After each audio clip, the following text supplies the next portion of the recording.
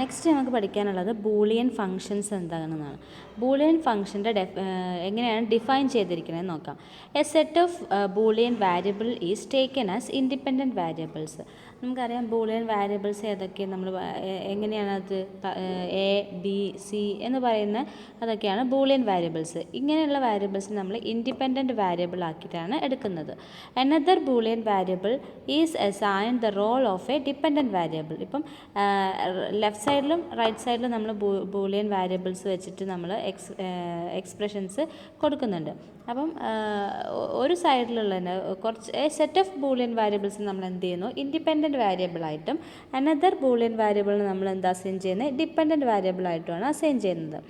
ഇനി ഇവിടെ എന്താണ്, രണ്ട് ബൈനറി ഓപ്പറേറ്റേഴ്സ് ആൻഡും ഓറും വെച്ചിട്ട് നമ്മൾ റൂൾ ഫോർമുലേറ്റ് ചെയ്യുന്നുണ്ട്. അതേപോലെ തന്നെ യൂണറി ഓപ്പറേറ്റർ ആയിട്ടുള്ള നോട്ടും നമ്മൾ അസൈൻ ചെയ്ത് കൊടുക്കുന്നുണ്ട്. എന്നിട്ട് അത് അസൈൻ ചെയ്തിട്ട് എന്താണ്, ഡിപ്പെൻഡൻറ്റ് വാരിയബിളിന് ഇൻഡിപെൻഡൻറ്റ് വാരിയബിൾ, ആ സെറ്റ് ഓഫ് ഇൻഡിപെൻഡൻറ്റ് വാരിയബിളുമായിട്ട് നമ്മൾ എന്ത് ചെയ്യുന്നു, ഒരു വാല്യൂ അസൈൻ ചെയ്ത് കൊടുക്കുന്നു.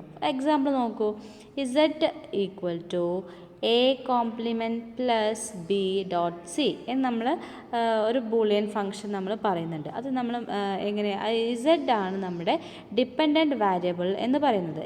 ഇവിടെ ബൂളിയൻ ഫംഗ്ഷനിലെ ഇസഡ് എന്ന് പറയുന്നതാണ് എന്ത്, ഡിപ്പെൻഡൻറ്റ് വാരിയബിൾ എന്ന് പറയുന്നത്. അപ്പോൾ ഇൻഡിപെൻഡൻറ്റ് വാരിയബിൾസ് ഏതൊക്കെയാണ്, എ ബി ആൻഡ് സി. ഇത് നമ്മൾ മാത്തമാറ്റിക്കലി നമ്മളെങ്ങനെ എഴുതുക, ഒരു ഫംഗ്ഷനെ നമ്മളെങ്ങനെ എഴുതും, Z equal to F of A comma B comma C എന്നെഴുതും. അത് ബൂളിയൻ ഫംഗ്ഷൻ ആണെങ്കിൽ എന്താണ്, Z equal to A complement plus B dot C എന്ന് നമുക്ക് എഴുതാൻ പറ്റും. അതിൻ്റെ ബൂളിയൻ ഫംഗ്ഷൻ്റെ മാത്തമാറ്റിക്കലി എങ്ങനെയാണ്, Z equal to F of A comma B comma C എന്നാണ് പറയുന്നത്. ഇനി the R H S is called an expression and the simple A comma B and C are referred to as literals of this function.